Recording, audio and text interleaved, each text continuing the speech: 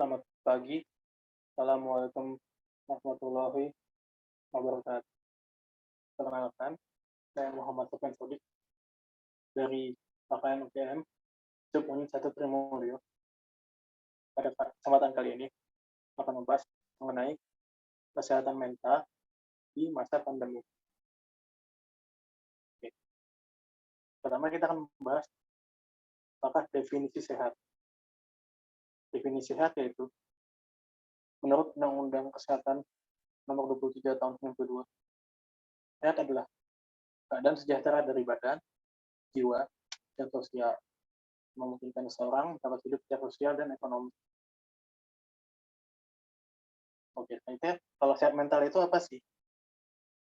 Kalau dari WHO di tahun 2015, sehat mental itu diartikan sebagai kondisi individu yang berada dalam keadaan sejahtera, mampu mengenal potensi dirinya, dan juga mampu menghadapi tekanan sehari-hari, serta mampu berkontribusi di lingkungan sosial. Nah, sekarang mengapa sih permasalahan mental itu penting di masa pandemi ini? Dari statistik yang disediakan oleh Himpunan Dokter Spesialis Kedokteran Jiwa Indonesia di tahun 2020,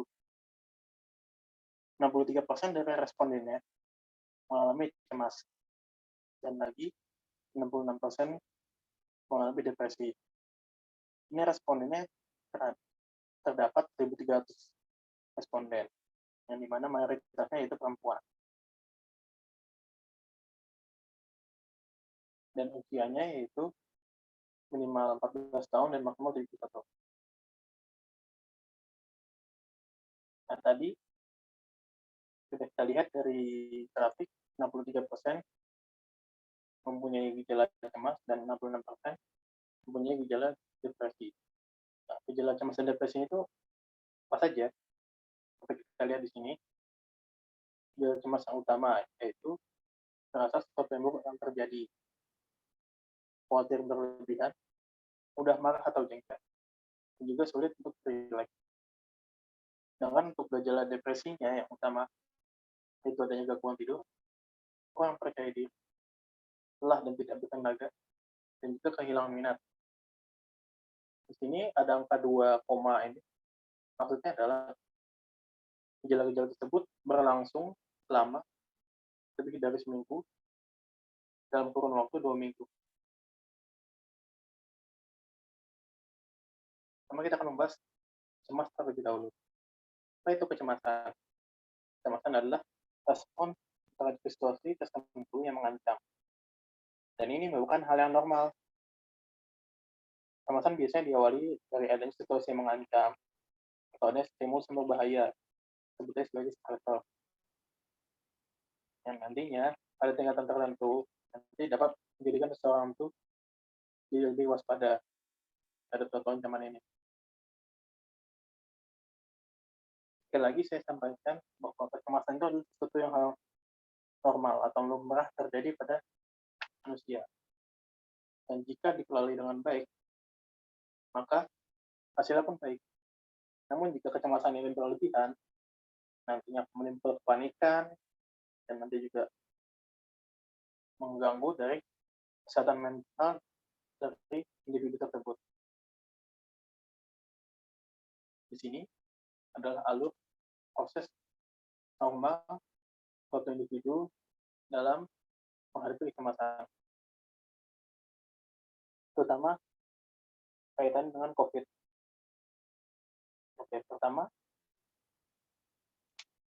ada individu menganggap bahwa COVID ini adalah suatu hal yang berbahaya. Ditambah lagi informasi dari kebijakan pemerintah dan berita-berita media sosial. Akhirnya, dari informasi tersebut, akhirnya menimbulkan atau membentuk persepsi terhadap COVID-19 dari suatu individu. Jadi, orang ini sudah memiliki persepsi terhadap COVID. Setelah itu, tahap selanjutnya, orang tersebut akan mulai merasakan kecemasan yang sesaat. Kecemasan sesaat ini bisa diikuti dengan reaksi-reaksi fisiologis misalnya detak jantung lebih cepat atau berkeringat, berdebar-debar, begitu. Namun tidak berlangsung lama. Setelah mengalami reaksi kecemasan tersebut, individu tersebut akan meninjau kembali dari persepsi terhadap COVID yang sudah dia punya. Setelah berbulan-bulan atau berminggu-minggu setelah COVID itu berjalan, akhirnya individu ini mulai bisa mengurangi kecemasannya terhadap COVID tersebut dengan melakukan aktivitas atau hal-hal lainnya.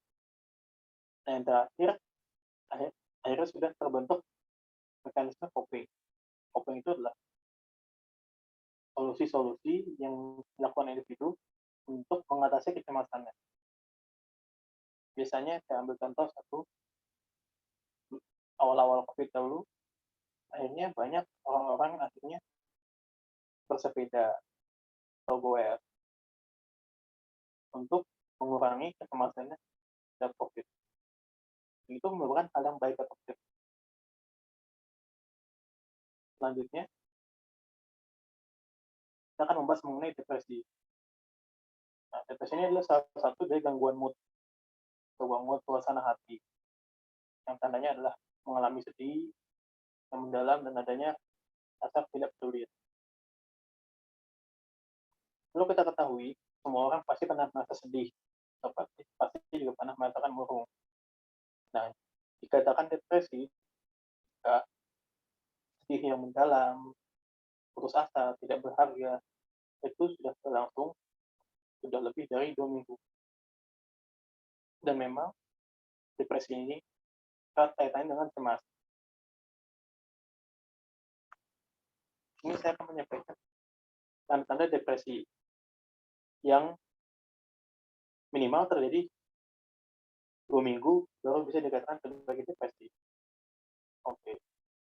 Yang pertama yaitu kurang tertarik untuk bergairah dalam melakukan apapun, aktivitas apapun, kurang untuk minatnya melakukan. Yang kedua, rasa murung, kurang atau putus asa. Yang ketiga, susah tidur atau gampang bangun, atau kebalikannya, malah jadi terlalu banyak tidur. Yang keempat, itu sering merasa lelah atau kurang bertenaga. Yang kelima, nafsu makannya kurang atau kebalikannya, malah terlalu banyak makan. Enam, kurang percaya diri atau rasa dirinya tuh nggak berharga, mengecewakan diri sendiri, mengecewakan keluarga, mengecewakan Tuhan, seperti itu. Yang terakhir, itu merasa lebih baik mati atau lukai diri sendiri dengan cara apapun. Nah, kalau udah tanda-tandain, saya sarankan untuk berobat ke dokter ke jiwa atau psikiatri terdekat.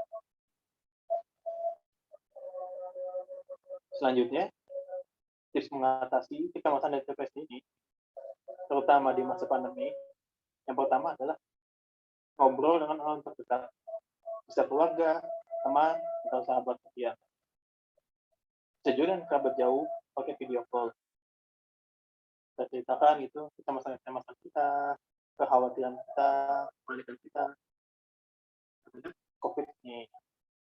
Dan diharapkan nanti mereka bisa menenangkan kita dan juga mendengarkan keluh kesah kita. Lalu yang kedua, terapkan gaya hidup sehat. Dengan olahraga teratur, makan dengan gizi yang cukup, istirahat juga teratur. Dengan melakukan hal tersebut, akan meminimalisir resiko kita terjangkit virus, sehingga nantinya akan mengurangi kekhawatiran kita. Dan juga ada penelitian bahwa olahraga dengan cukup itu dapat berakibat langsung untuk menurunkan kecemasan.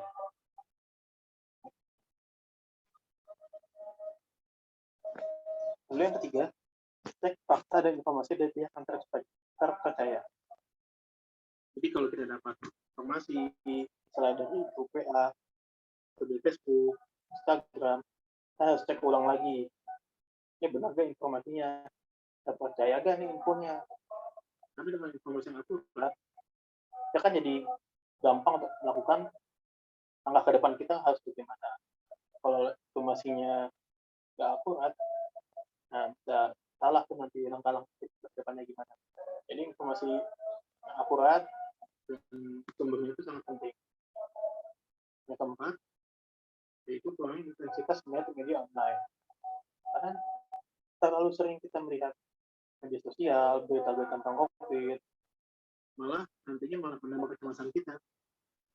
Jadi kalau bisa kurangi, tapi tidak benar-benar nggak dilihat sama sekali. Kita harus lihat untuk menambah wawasan. Yang terakhir itu menyibukkan diri, melakukan hobi-hobi kita. Kalau bisa lakukan dulu, misalnya membaca, menulis, dekorasi rumah, dan lain-lain. Oke, sekian dari saya. Kalau ada pertanyaan, bisa diajukan di WA pribadi saya, atau lewat WA group, atau juga bisa langsung komen di video YouTube-nya. Terima kasih atas perhatian. Assalamualaikum warahmatullahi wabarakatuh.